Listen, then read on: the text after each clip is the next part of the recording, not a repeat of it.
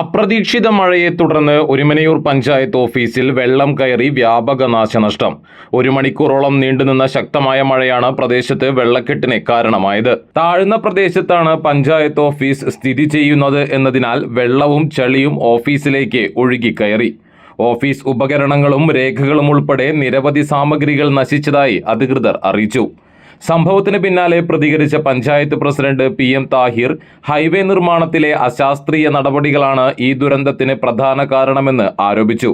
നിർമ്മാണവുമായി ബന്ധപ്പെട്ട കല്ലും മണ്ണും അടക്കമുള്ള അവശിഷ്ടങ്ങൾ റോഡിന്റെ കാനകളിൽ അടിഞ്ഞുകൂടുകയും കാനകൾ മൂടപ്പെടുകയും ചെയ്തതോടെ മഴവെള്ളം സ്വാഭാവികമായി ഒഴുകിപ്പോകാൻ കഴിയാതെ റോഡിലേക്ക് കവിഞ്ഞൊഴുകിയെന്നാണ് അദ്ദേഹം പറയുന്നത്. കാനകൾ തടസ്സപ്പെട്ടതിന്റെ ഫലമായി വെള്ളം സമീപ പ്രദേശങ്ങളിലേക്ക് വ്യാപിക്കുകയും താഴ്ന്ന ഭാഗമായ പഞ്ചായത്ത് ഓഫീസ് പരിസരത്ത് വെള്ളക്കെട്ട് രൂപപ്പെടുകയും ചെയ്തു.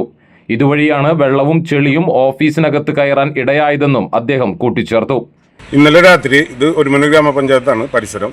പഞ്ചായത്തിൻ്റെ അകത്തേക്ക് കുത്തി ഒലിച്ചുള്ള വെള്ളം കയറി കുറേ ഫയലുകളും എല്ലാ റൂമിലും വെള്ളം, നെരിയാണിയുടെ ഒപ്പം തന്നെ വെള്ളം കയറി.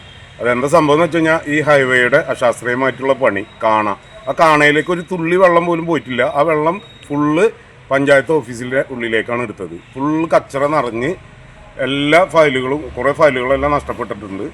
ഇപ്പോൾ ഞങ്ങൾ അടിയന്തരമായി കുറേ മെമ്പർമാരും നമ്മളെ സഹപ്രവർത്തകർ, കുടുംബശ്രീയുടെ കുറേ ആൾക്കാർ എല്ലാവരും കൂടിയിട്ട് ഇപ്പോൾ വൃത്തിയാക്കിക്കൊണ്ടിരിക്കുകയാണ്. കാരണം ഇത് നമ്മൾ അറിയാതെ ഇന്ന് രാവിലെ ഇവിടെ വന്നപ്പോൾ കണ്ട അവസ്ഥയാണ്.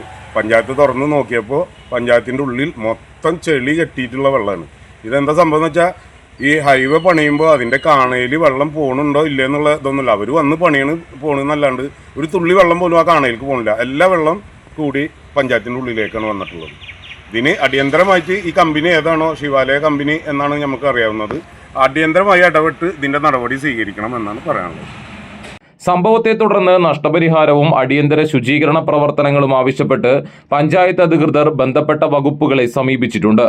പ്രദേശവാസികളും ഹൈവേ നിർമ്മാണത്തിലെ അപാകതകൾ ഉടൻ പരിഹരിക്കണമെന്ന് ആവശ്യപ്പെട്ട് രംഗത്തെത്തിയിട്ടുണ്ട്.